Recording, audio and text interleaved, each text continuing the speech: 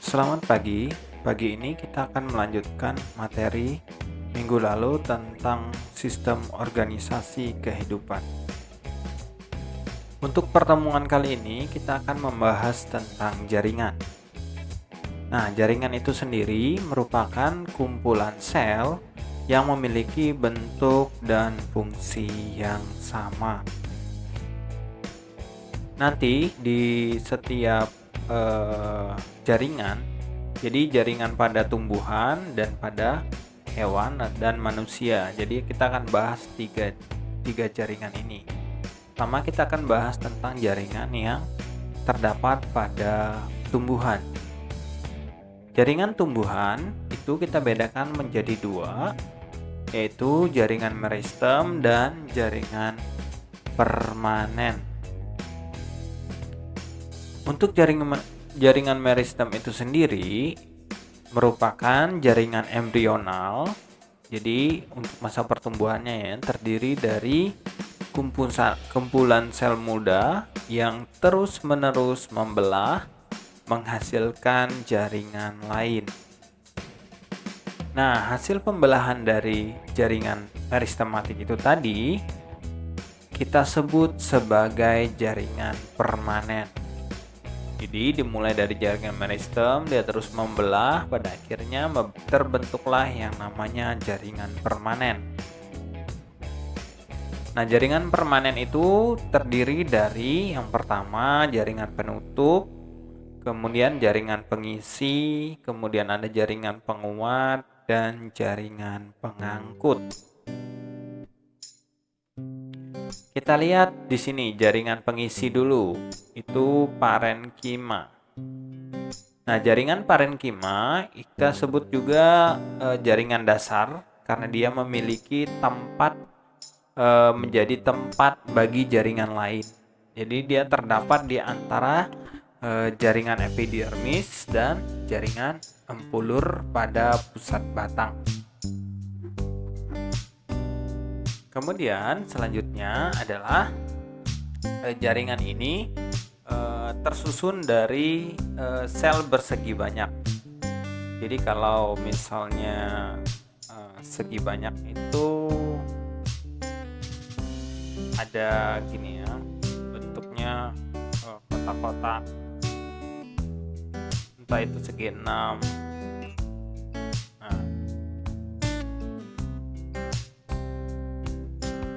Jadi di tengahnya ada intinya. Kemudian di dalamnya itu juga terdapat jaringan parenkim. Jadi jaringan ini itu terdapat jaringan penguat. Jaringan penguat itu terdiri dari jaringan xilem dan floem serta cambium.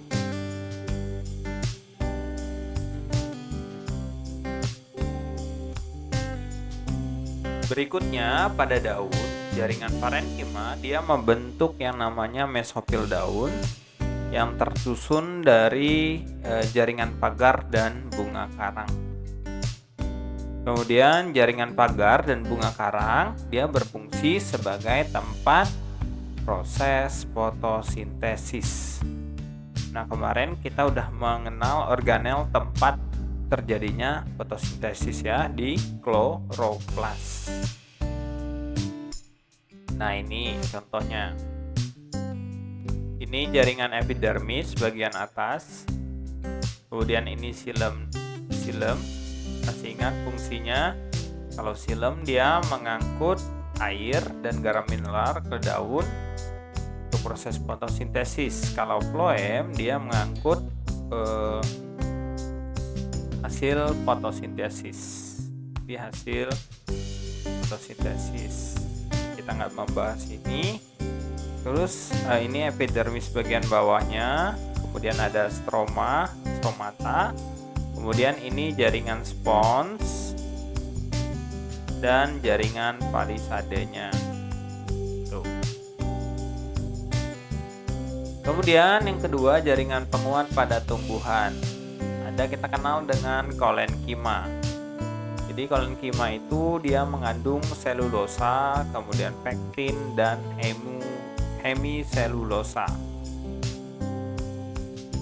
Kolenkima dia terletak di bawah epidermis, di bagian batang.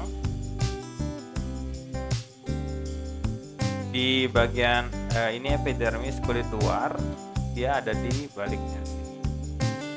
Kemudian itu kalau di batang. Kalau di daun itu berarti dia di tulang daun, berarti di sini.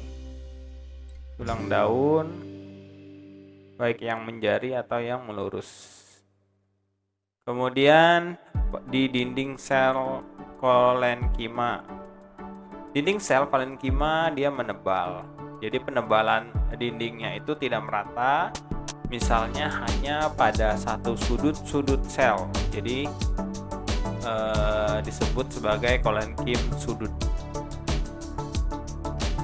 Kemudian yang kedua adalah sklerenkima.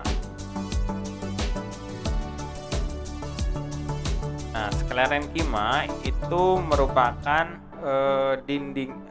bentukannya, dindingnya sangat tebal, kuat, dan mengandung lignin.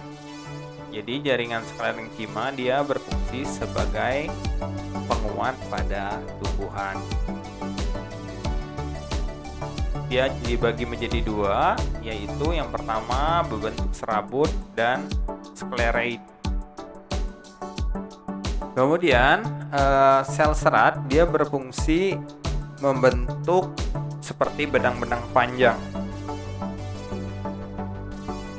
Nah, sel batu dinding keras ini misalnya pada tempurung kelapa. Contohnya yang nyata itu kalau kamu pegang tempurung kelapa yang keras itu adalah sklereid. Berikutnya ini merupakan jaringan yang pada tumbuhan, yang terdapat pada tumbuhan, dimulai dari epidermis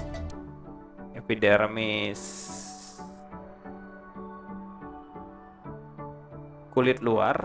Jadi dia berfungsi untuk menutup dan melindungi jaringan di bawahnya.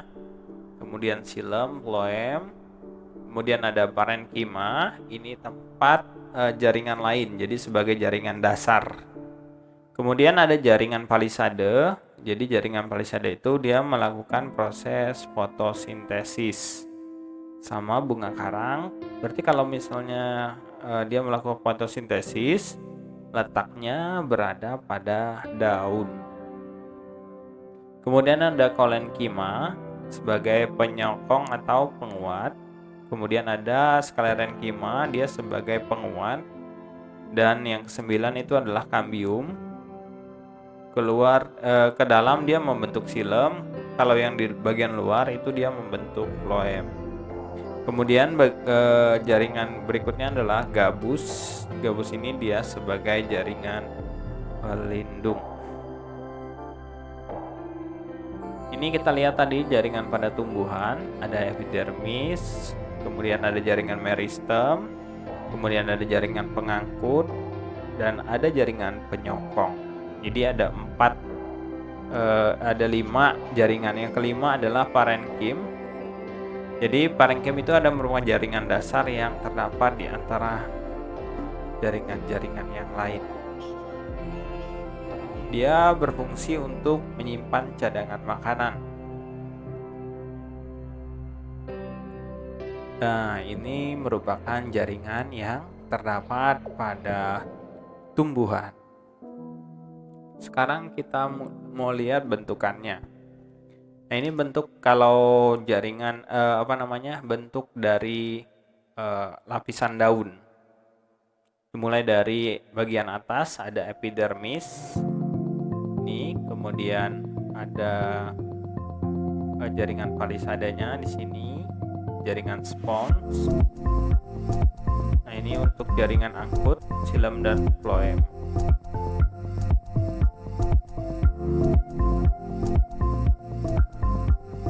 Nah, ini kalau dilihat pada bagian akar tanaman, kita lihat di sini. Ini epidermisnya, kemudian korteks, endodermis, vesicule, jaringan gabus di tengah, xilem dan phloem. Itu tadi jaringan pada tumbuhan. Sekarang kita lihat jaringan pada hewan. Dan pada manusia hampir sama ya. Dimulai dari jaringan epitel, kemudian jaringan otot, jaringan syaraf, jaringan ikat, dan jaringan penyokong. Nah, ini jaringan epitel, jaringan yang melapisi permukaan dan dalam dan luar tubuh atau organ. Bentuknya ada ini bentuk pipi, kubus, kemudian ada yang bentuk silinder. Ini bentuk-bentuk dari jaringan epitel. Jadi kalau jaringan epitel ini biasanya terdapat pada bagian kulit manusia, kulit hewan.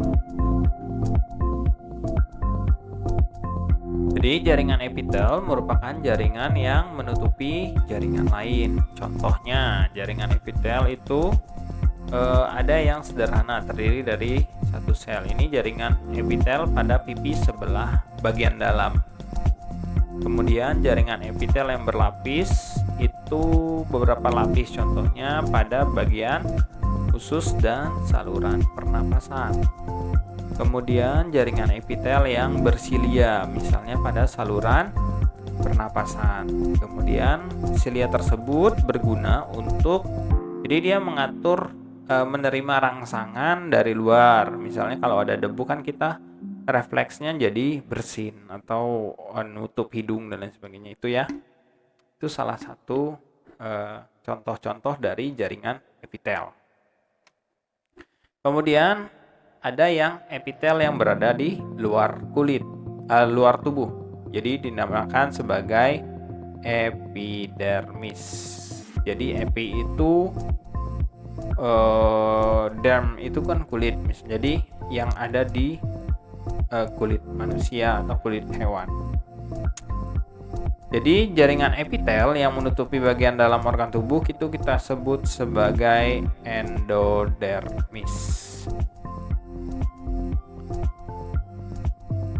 Nah, ini epitel kubus bentukannya.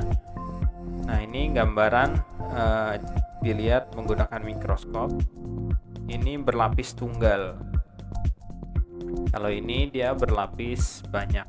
Kamu lihat dari ini ya, ada berapa bagian. Mulai dari atas, ini lapisan kedua, lapisan ketiga.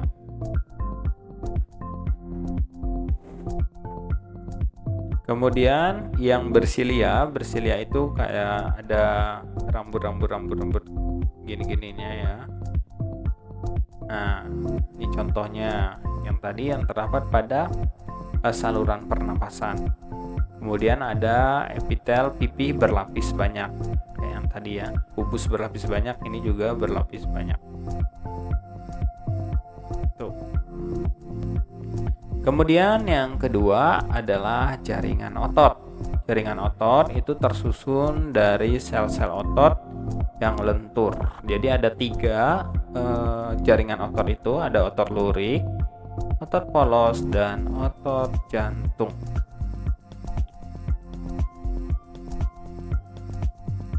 Nah, ini contoh-contohnya bentukan dari otot. Nah, kalau yang ini merupakan nukleus.